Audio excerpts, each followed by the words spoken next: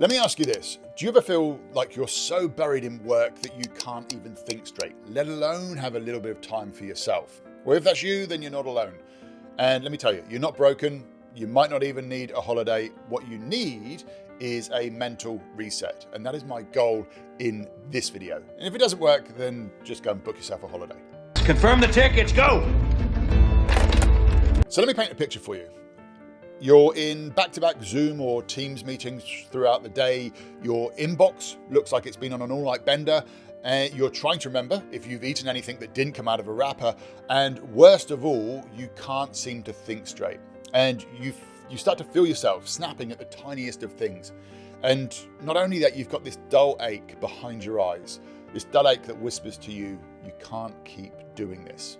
But you keep saying that you're fine. So one of my one-on-one coaching clients is a senior exec in a global company. Look, he's very smart, very capable, very respected on paper, absolutely flying, but in reality, he feels like he's sinking. And he came to one of our one-on-one sessions.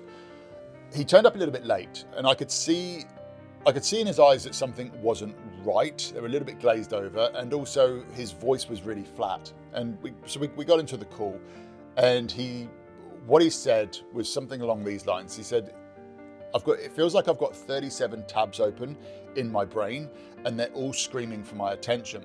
So he wasn't just tired, he was drowning in expectation. The expectation from work, the expectation from family, even the expectations of the self-pressure that he had put on himself.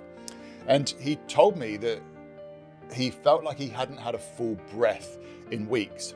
And it was at that moment that I asked him a question. I asked him a question that caused a shift. It was a question that caused a moment of recalibration for him. And the question was this: what if calm wasn't something that you had to wait for, but something that you could create in the middle of the chaos? So we're taught to believe that peace comes after productivity, that you get to relax after you've achieved, after you've ticked off the list, after you've proven yourself. What if that way of thinking is backwards? What if you don't need to earn calm? What if you can access calm on a daily basis in small, repeatable ways? Because here's what neuroscience now shows us. When you're overwhelmed, your brain shifts into survival mode. And what this does is it hijacks your rational thinking. So you start reacting instead of responding. And your reticular activating system, it starts scanning the environment for threats, filtering out everything that doesn't feel urgent. And then that's the reason why you can't focus. That's the reason why you forget simple things.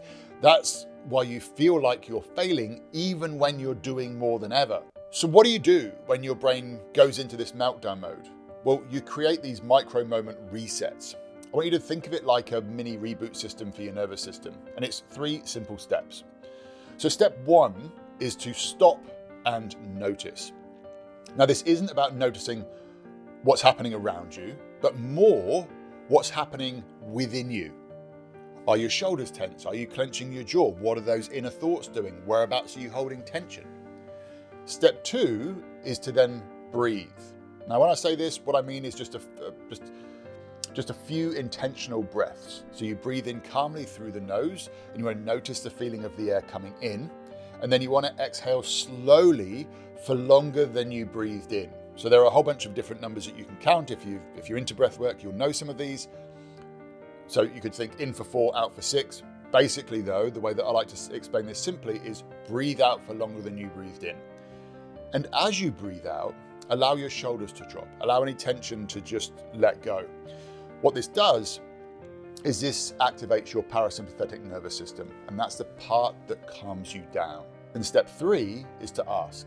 So you're going to ask yourself this question: what's mine to carry right now? So not everything, not everyone, but what is yours? What is yours to carry right now? So it's a simple 3-step process. But here's the thing. After a few weeks on the next coaching call, my client, when they showed up, completely different man. Still really busy, still in the thick of it, but his voice, it had changed. It had regained the weight that it used to have. It had suddenly become grounded again.